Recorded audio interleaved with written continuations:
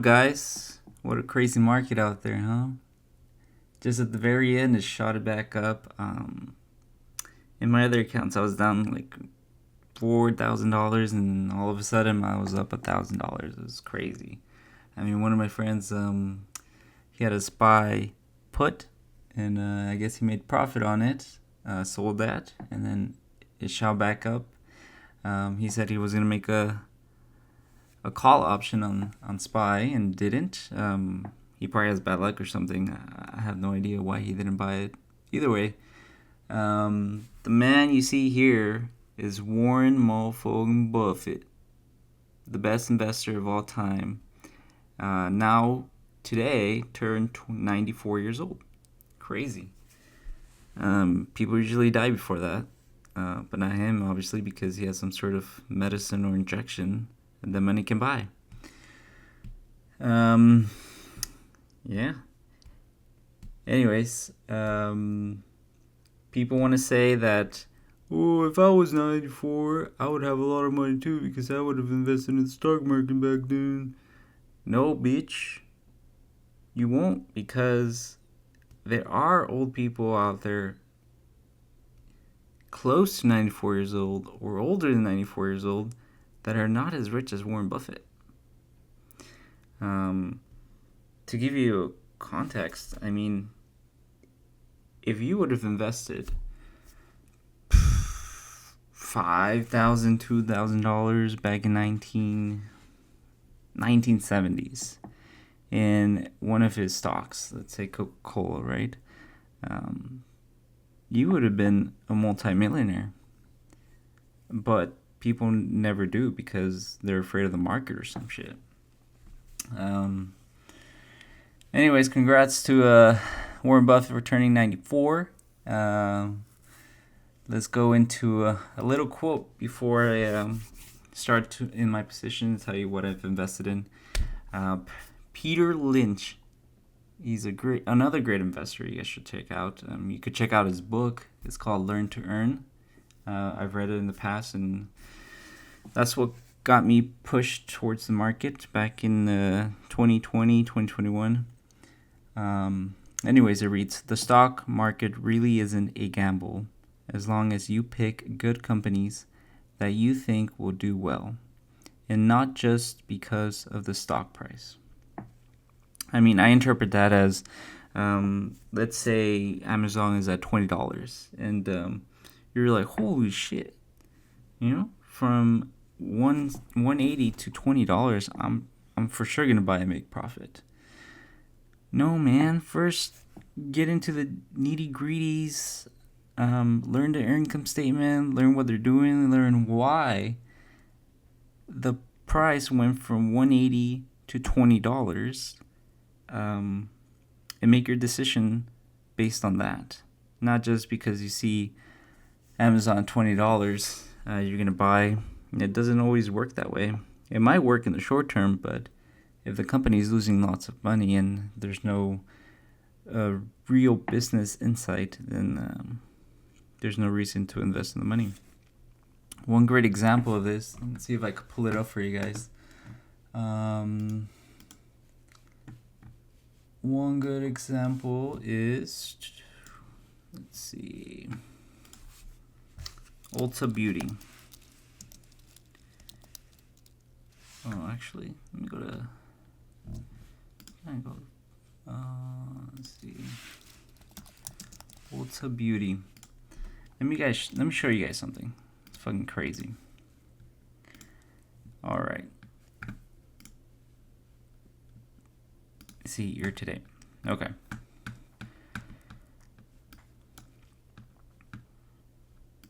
Let's see. 2022, right? I mean, it was from 380. It went all the way up to 552, and then all the way down to 369, and then all the way up to 360, up new heights, right? And you may be wondering, well, they beat their earnings. Why the fuck did the stock go down? It's not just that they beat earnings. It's what's going on with the business model. And what are the guidance and what did Wall Street see that they didn't like? And by that you see the results. It just tanked. It's crazy, and people still don't want to buy at this price because they see a guidance and it's pretty bad. If you see something in the report that nobody else sees, and you believe that the stock is going to go up to 760, then good for you. You bought it because you believed in the company. Another great one that made me lots of money is Meta. I mean, here people were selling the stock left and right and left like it was nobody's business. And it reached down to $89. I saw something in them in about here. 120 I think was my price before I sold. I knew they were investing in AI and heavily. They were losing lots of money, of course, but Wall Street doesn't like that. Wall Street just wants to see you make lots of money. But anyways, I believed in them. I knew what they were doing, and I knew about technology they were working on. And I was like, fuck, who cares what happens in the short term? That shit hurt me. $120 to $80. I thought it was the end of the world, but I kept believing in them, and look at them now. $5.21. Holy shit. So yeah, learn about the companies, know their business models, and I guaranteed you, you'll end up making lots of money.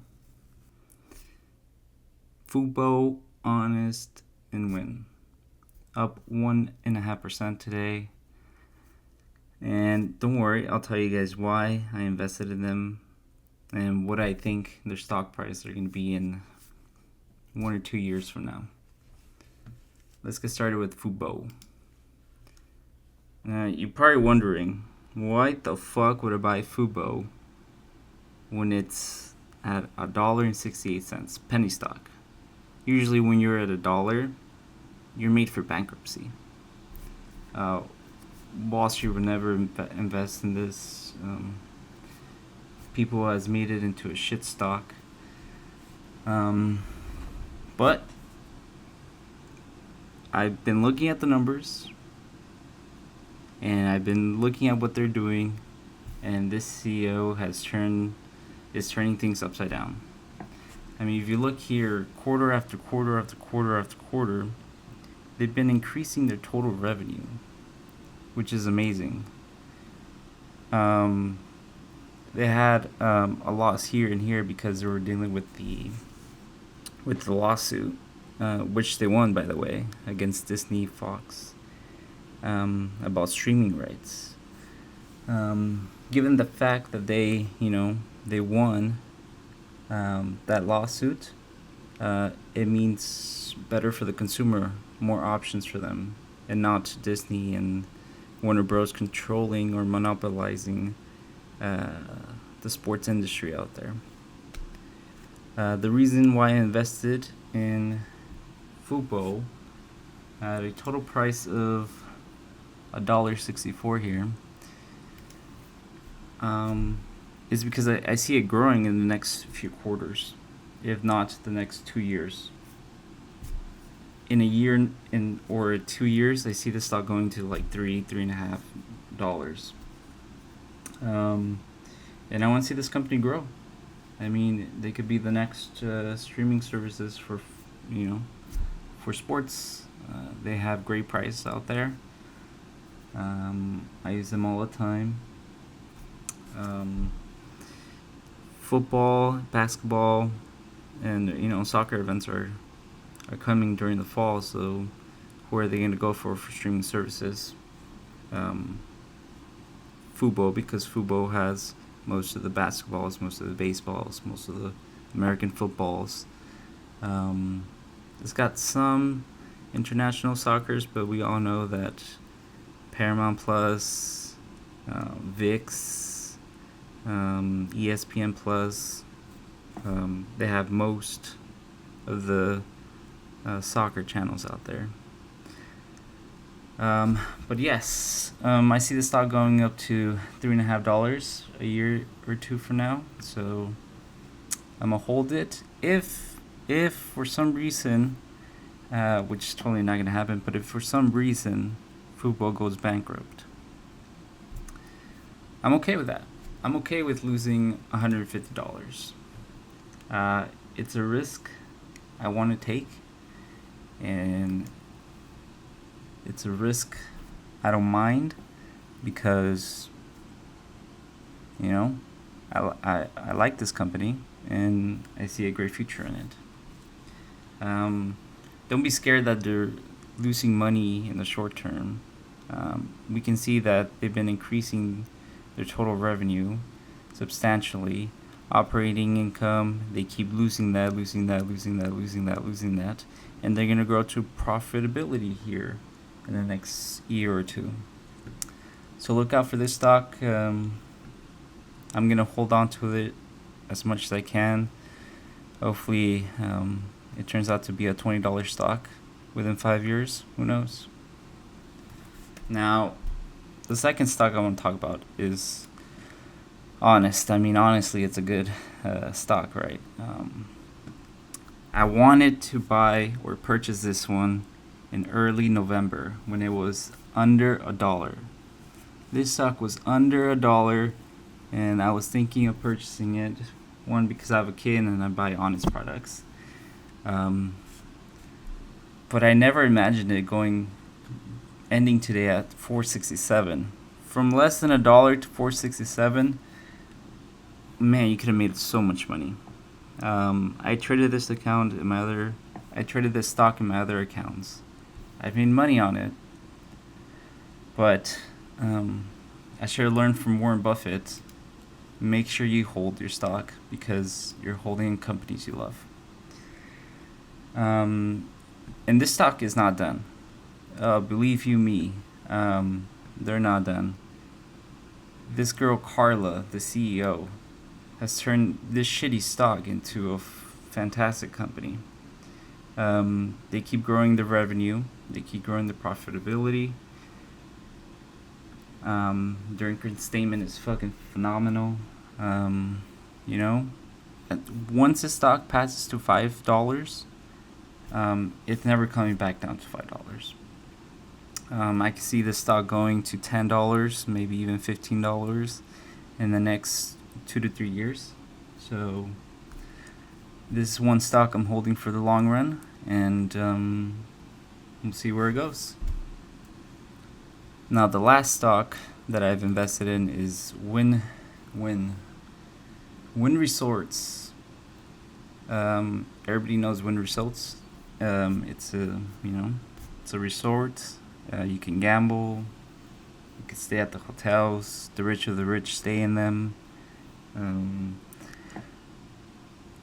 It was at $100 early in the year, but it dropped down because they're let's be honest, they're losing money, and they're losing money because not a lot of people are going, to Vegas, to wherever else they have resorts.